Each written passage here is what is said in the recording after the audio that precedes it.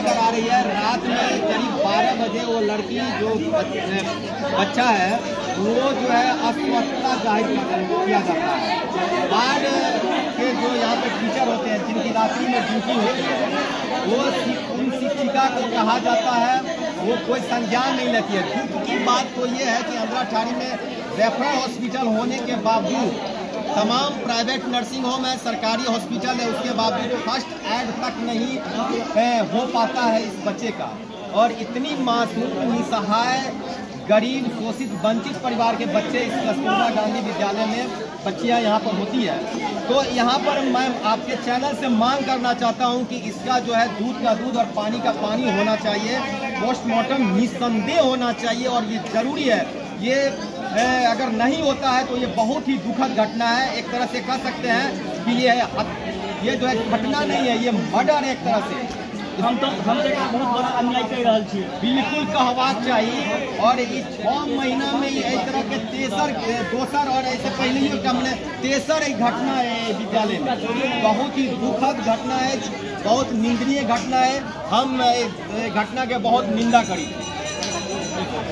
देखे जब यहाँ सब कि कतेक बेसी जन आक्रोश हम सहयोग पावन करी देखने के लिए महीना पहले हम अहाँ सबके बता रहा छी जे अपना पेज के माध्यम से हमहूँ सारा अहाँके आश्वासन दे रहा छी जरूर एक निष्पक्षता सामने में एतै।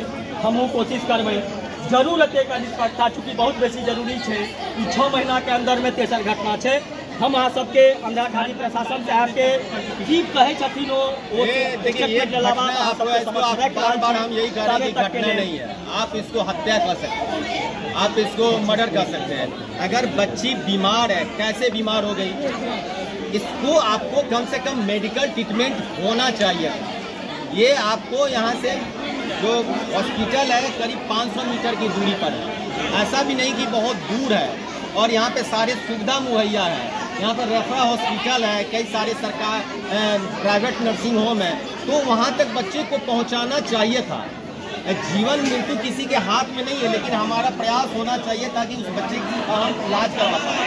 आखिर किन वजहों से, आखिर किन कारणों से लगातार यहाँ पे घटना हो रही है? कहीं न कहीं कुछ तो लूप लाइन यहाँ पर है, कहीं न कहीं मिस्टेक है। और सबसे बड़ी बात है कि ये जो इससे पहले भी जो 2 घटना हुई है उसका रिजल्ट क्या हुआ? लिपापोती हो जाता है, मैनेज हो जाता है, सेटलमेंट हो जाता है। एजुकेशन डिपार्टमेंट के जो प्रखंड के जो पदाधिकारी हैं उस बात को गंभीरता से नहीं लेते हैं। पैसा के माध्यम से जो है सारा पैसा देकर इधर से इधर सारी फाइल दब जाती है, सारी बात दब जाती है।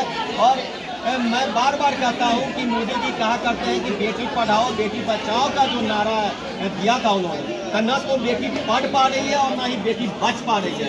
जान बचाना मुश्किल है इस राज्य में। और अपराध की श्रेणी में आप देख ही रहे हैं कि बिहार अब भारत का अव्वल राज्य बन चुका है। जिस तरह से आए दिन लगातार अपराध हो रहे हैं, हत्याएं हो रही है, बलात्कार हो रही है, लूटपाट, और जिस तरह से तमाम प्रशासनिक जो कर्मी हाथ पर हाथ रखे हुए सिर्फ देख रहे हैं, दर्शक बने हुए हैं, कोई रिजल्ट नहीं, कोई भय नहीं है। जो है यहाँ के जो चाहे वो सरकारी कर्मी हो, चाहे जो है सभी असामाजिक तत्व। मैडम से हमने बात की थी, मतलब इंटरव्यू में बताया कि बच्चे का एडमिशन यहाँ है, इससे बारे में नहीं।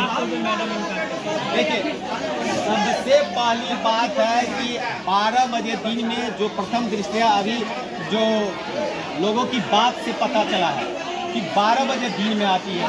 अगर एडमिशन नहीं है तो वो आगे किस बहाने यहाँ पर रही है? आपको विद्यालय से निष्कासित कर देना चाहिए था। आपने क्यों रखा? आपके कंपाउंड में अगर एडमिशन नहीं है तो और भी ज़्यादा भूलेगा। आखिर से हमने पूछा है कि जब आपका एडमिशन बच्चे का नहीं हुआ तो आप किस बिने पर रखे बच्चे? बोला कि मजबूरी है। वैसे क्या मजबूरी हो सकती है? बिहार में इस तरह की शेल्टर होम की घटना पहले भी एक बार बहुत बड़े व्यापक स्तर पर हुआ था। मैं इस तरह से उसको मैं सिर्फ कोट करना चाहता हूँ। उसका मैटर कुछ और था, उस तरफ मेरा ध्यान आपको भटकाने की नहीं है। लेकिन यहाँ पर स्पष्ट रूप से मैं इतना जरूर कर सकता हूँ, दावे से कर सकता हूँ, उतने सबूत के साथ भी कर सकता हूँ कि ये यहाँ पर लापरवाही करता जा रहा है, ये नज़रअंदाज किया जा रहा है, बच्चों के जीवन के साथ खिलवाड़ किया जा रहा है। बच्चों के जीवन यहाँ पर नहीं है। तो बंद कीजिए, कुछ नहीं होने वाला। हाँ तो नहीं होगा, होना चाहिए तो है ना, मर गया तो शासन करेगा।